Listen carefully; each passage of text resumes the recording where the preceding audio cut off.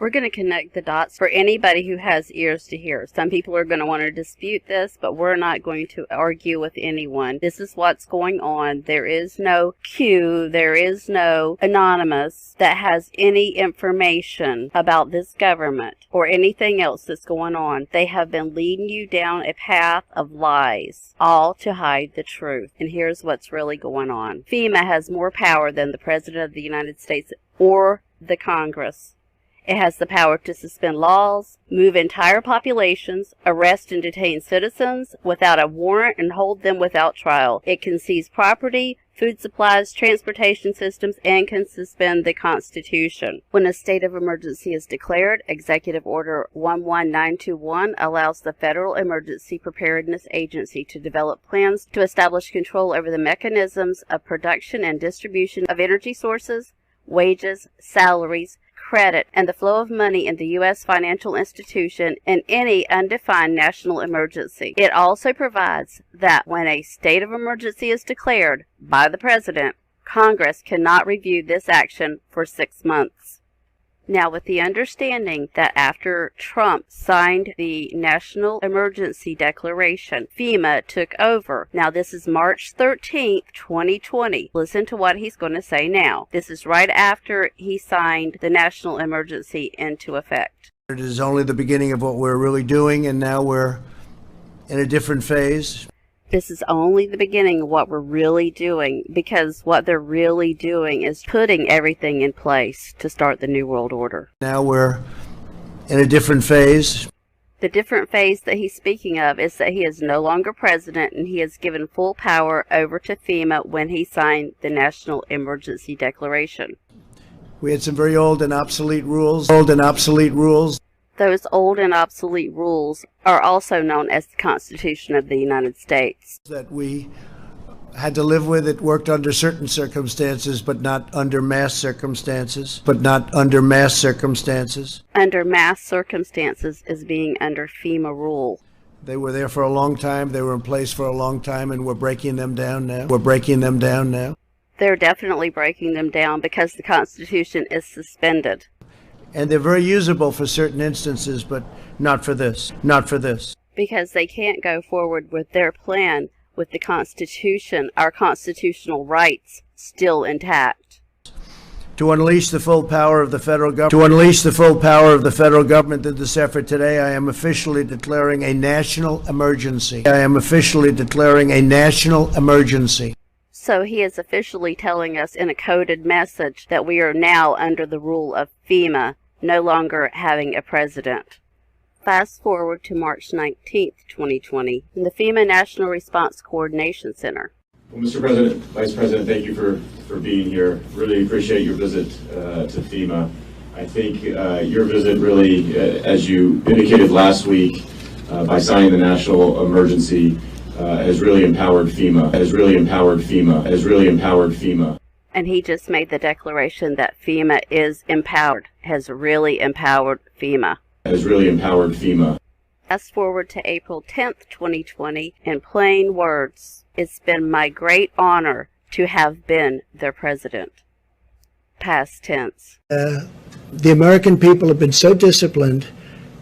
It's been my honor to be their president. I've said it before, I'll say it again, I'll say it always. It's been my great honor to have been their president, and it's been my great honor to have been their president. I have a big decision coming up, and I only hope to God that it's the right decision, but it'll be based on the input from a lot of very talented people, very smart people, and people that love our country. Thank you all very much. Thank you. He actually will not be making any more decisions. This group of people that he says will be helping him make decisions are the ones that are making decisions now, because it is FEMA that is making the decisions.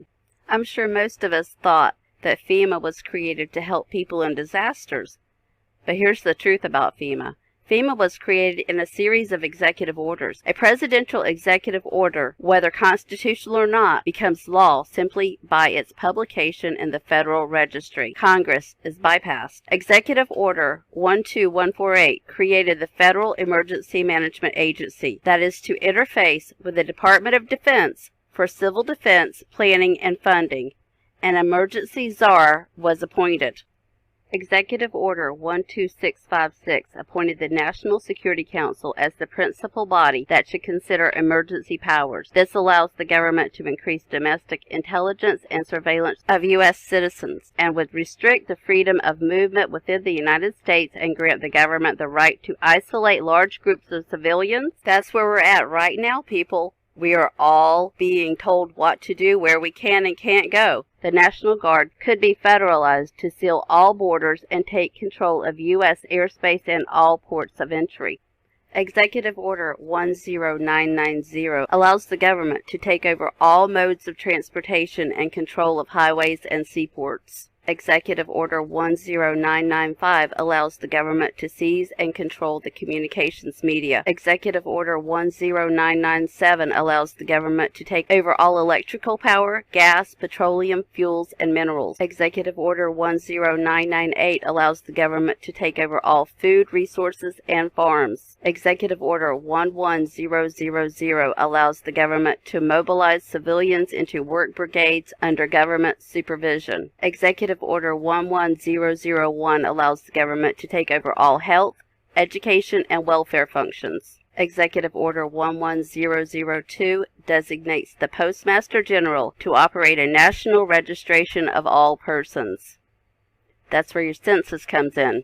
Executive Order 11003 allows the government to take over all airports and aircraft, including commercial aircraft. Executive Order 11004 allows the Housing and Finance Authority to relocate communities, build new housing with public funds, designate areas to be abandoned, and establish new locations for populations. Executive Order 11005 allows the government to take over railroads, inland waterways, and public storage facilities. Executive Order 11051 specifies the responsibility of the Office of Emergency Planning and gives authorization to put all executive orders into effect in times of increased international tensions and economic or financial crisis.